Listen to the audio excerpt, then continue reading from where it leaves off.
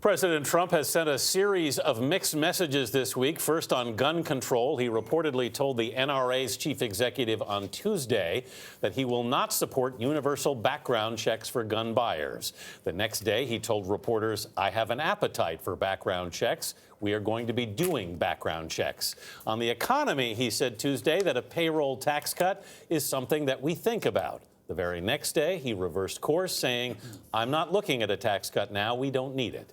Chief Washington correspondent Major Garrett is here to help us look at this. Major, good morning. Good morning. First, let's talk about the economy. Sure. Is the White House, behind closed doors, is the White House actually worried about the economy? It is worried about the economy 6 to 12 months from now. Not now. They look at economic data, and the president talks about it all the time: jobs, wages, 6 to 12 months ago, we're close to an election. Precisely. That's why there is internal concern about it. And the White House is most concerned about the psychology around the economy and concerned about trade and other disruptions that they see 6 to 12 months right up to 2020 and the election.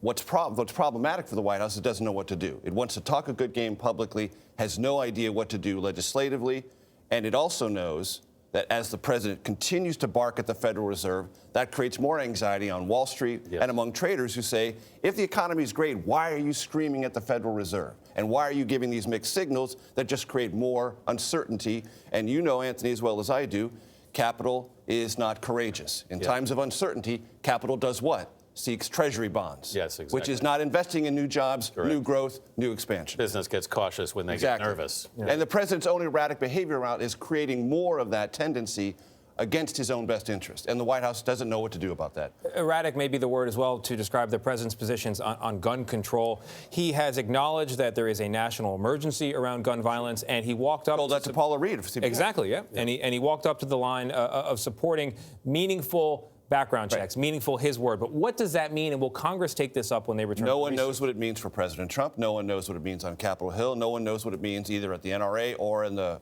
advocacy groups who are seeking more restrictions on guns. The president wants to do something.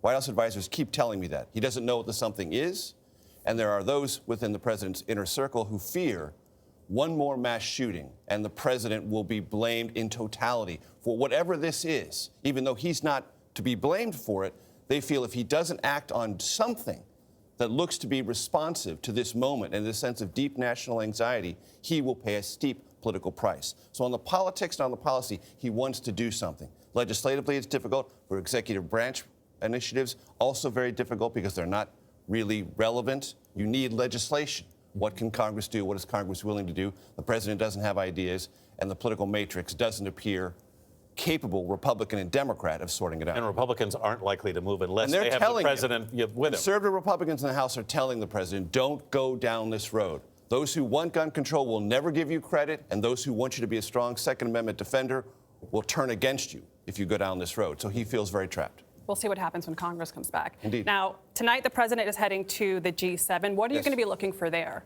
Tensions. This is not a good environment. The European allies are feeling more and more estranged from this country and this administration. Not necessarily the country so much, but clearly this administration. And the whole Greenland thing just intensifies that sense that the president is, again, using the word erratic, and not in any way sympathetic to this decades-long standing between the United States and Europe. And so I don't expect there's not going to be a communique, there's not going to be anything that is, from a positive policy standpoint, achieved.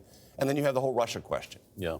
And that's unresolved. And the president's advocacy for Russia without a resolution of Ukraine tells the G7 nations he's still more siding with them, with Russia rather, than them. All right, Major, thank you very much. And in fact, a double thanks, because you'll be doing double duty. You are here, but you can see more of Major when he anchors tonight's CBS Evening News. Yes, defining summer stock down is what we're doing.